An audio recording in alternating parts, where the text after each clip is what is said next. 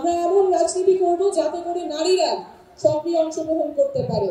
আমরা এমন জরুরি চিকিৎসা ব্যবস্থা গড়ে তুলব যাতে করে হাসপাতালে পৌঁছানোর আগেই অ্যাম্বুলেন্সে জীবন রক্ষাকারী চিকিৎসা শুরু করা যায়। আমরা এমন ব্যবস্থা গড়ে তুলব যাতে বাংলাদেশের প্রত্যেকটা নাগরিকের স্বাস্থ্য তথ্য ডিজিটালি সংরক্ষিত থাকে, ইলেকট্রনিক হেলথ রেকর্ড থাকে, আর কখনো আপনাদের স্বাস্থ্য তথ্য হারাবে না। ফলে অপ্রয়োজনীয় টেস্ট করা কমবে, ভুল চিকিৎসার সম্ভাবনাও কমবে। আমরা প্রাথমিক স্বাস্থ্যকে শক্তিশালী করে গড়ে তুলব যাতে আপনাদের এলাকায়, আপনাদের ঘরের কাছে আপনারা মানসম্মত চিকিৎসা পান। আমরা মানসিক স্বাস্থ্যের প্রসার ঘটাবো। অঞ্চলভিত্তিক বৈষম্য দূর করতে আমরা বিভিন্ন অঞ্চলে হৃদরোগ এবং ট্রমা এবং অন্যান্য বিশেষায়িত কেন্দ্র স্থাপন করব। চিকিৎসার অভাবে যাতে কেউ কারো প্রাণহানি, হয়তো প্রাণহানি না হয় এমন চিকিৎসা ব্যবস্থা আমরা গড়ে তুলব। যুক্তরাষ্ট্রের 1 নম্বর জিম চেইন গোল্ডস জিম এখন আবারও বাংলাদেশে। বসুন্ধরা আবাসিক এলাকা ও বসুন্ধরা সিটি শপিং মলে। আমাদের অর্থনীতি এমন হবে, কল্যাণমুখী অর্থনীতি হবে, যেখানে সকলের কর্মসংস্থান নিশ্চিত হবে। শুধুমাত্র কর্মসংস্থান না, যেখানে একটা চাকরি নিশ্চিত হবে, মর্যাদাপূর্ণ চাকরি নিশ্চিত হবে, এমন কর্মসংস্থান নিশ্চিত হবে। শুধুমাত্র বেতন খেয়ে পড়ে বাঁচার অবস্থা, এমন কর্মসংস্থান আমরা চাই না। এমন কর্মসংস্থান চাই যেখানে নাগরিকের মর্যাদা থাকবে এবং ভালো করে বাঁচার সুযোগ দিবে। আমরা কর কাঠামো ন্যায্যভাবে ঢেলে সাজাবো যাতে করে ধনী গরিবের বৈষম্য দূর হয়।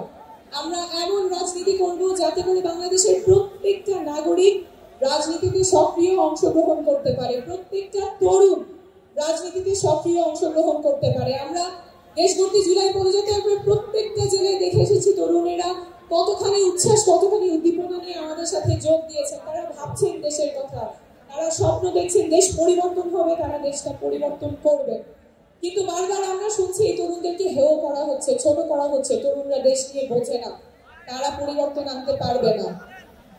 কিন্তু ঠাকুরগাঁয়ের লামিন যে স্বপ্ন নিয়ে রাস্তায় নেমেছিল, সিরাজগঞ্জের জুবাইর যে স্বপ্ন নিয়ে রাস্তায় নেমেছিল, এখন যে প্রজন্মগত রূপান্তর ঘটে গেছে, যে রাজনৈতিক সচেতনতা তৈরি হয়েছে, সেটা আমাদের লালন করতেই হবে। আমাদের তরুণ প্রজন্মকে আর আশাহত করা যাবে না, তাদের স্বপ্ন ভঙ্গ করা যাবে না, তাহলে জাতি আবার সংকটের মুখে পড়বে। তরুণদের স্বপ্ন লালন করতেই হবে এবং তরুণদের বাংলাদেশ নতুন বাংলাদেশ হবে। আমরা এমন রাজনীতি করব যাতে করে নারীরা সক্রিয় অংশগ্রহণ করতে পারে। ভোলার সুমাইয়া যখন রাজনীতি করতে আসে তখন তার বাবা মার চিন্তা করতে হবে না রাজনীতিতে আমার মেয়েটা নিরাপদ থাকবে কিনা। সুমাইয়া রাজনীতি করতে পারবে, দেশের জন্য সক্রিয়ভাবে রাজনীতি এবং দেশ গঠনে অংশগ্রহণ করতে পারবে।